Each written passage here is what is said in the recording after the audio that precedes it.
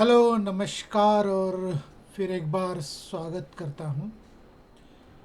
भगवत गीता जो पढ़ने का यानी कि मेरी तरफ से जो रीडिंग का प्रयास चल रहा है, उसी सिलसिले का ये अगला कदम मैं आगे पढ़ने की कोशिश करूँगा। और आगे बढ़ने से पहले एक सिनॉप्सिस बता दूं। अब जो अर्जुन का जो रथ है, उनके सारथी भगवान कृष्ण स्वयं जो युद्ध के बीचों बीच आए हैं कुरुक्षेत्र में। और अर्जुन अर्जुन अपने सभी परिजनों को एक एक करके निहारता है, देखता है और काफ़ी पीड़ा महसूस करता है। द्वंद्व उसके दिमाग में चलता है। तो उसका विवरण जो है, व्याख्यान जो भी है, वो मैंने पिछले वीडियो में पढ़ लिया है। उसी के आगे अब वर्ण संकर कुलघातियों को और कुल को नरक में ले जाने के लिए ही होता है। वर्ण संकर कुलघातियों को और कुल को नरक में ले जाने के लिए ही होता है। लुप्त हुई पिंड और जल की क्रिया वाले अर्थात श्राद्ध और तर्पण से वंचित इनके पितर लोग भी अधोगति को प्राप्त होते हैं। वर्ण संकर कुलघातियों को और कुल को नरक में ही ले जाने के लिए होता है। लुप्त हुई पिंड और जल की क्रिया वाले अर्थात श्राद्ध और तर्पण से वंचित इनके पितर लोग भी अधोगति को प्राप्त होते हैं। Admixture of blood damns the destroyers of the race as well as the race itself. Deprived of the offering of the rice and water, that is Shraddha, Tarpana, the menace of their race also falls. Admixture of the blood damns the destroyers of the race as well as the race itself. Deprived of offering of the rice and the water, Shraddha, Tarpana, etc., the menace of their race also falls. इन वर्ण संकारक दोषों से कुलघातियों के सनातन कुल धर्म और जाति धर्म नष्ट हो जाते हैं।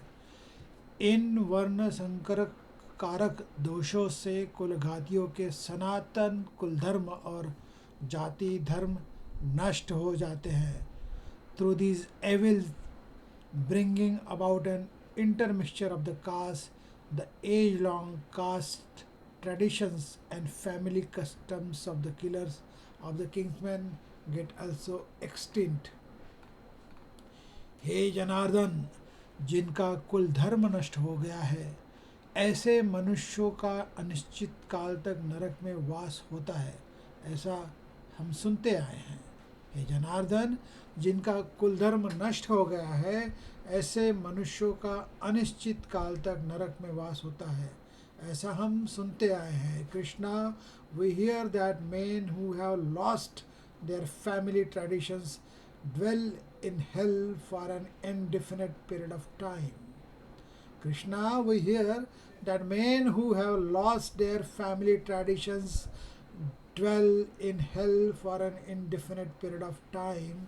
हाँ, शोक हम लोग बुद्धिमान होकर भी महान पाप करने को तैयार हो जाते हैं। हाँ, शोक हम लोग बुद्धिमान होकर भी महान पाप करने को तैयार हो गए हैं, जो राज्य और सुख के लोभ से स्वजनों को मारने के लिए उद्यत हो गए हैं।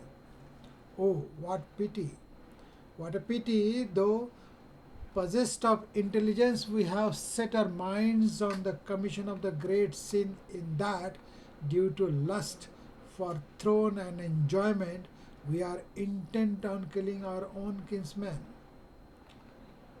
Oh, what a pity, though possessed of intelligence, we have set our minds on what commission of the great sin, in that, Due to lust for a throne and enjoyment, we are intent on killing our own kinsmen.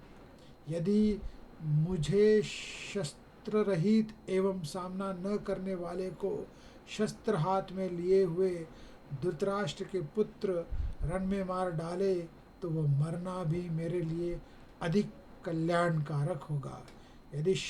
यदि मुझ शस्त्र रहित एवं सामना न करने वालों को शस्त्र में हाथ लिए धृतराष्ट्र के पुत्र रण में मार डाले तो वो मारना भी मेरे लिए अधिक कल्याणकारक होगा।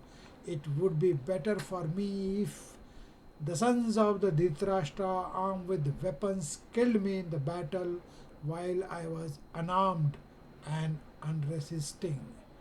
It would be better for me if the sons of the Dhritarashtra armed with weapons killed me in a battle while I was unarmed and unresisting.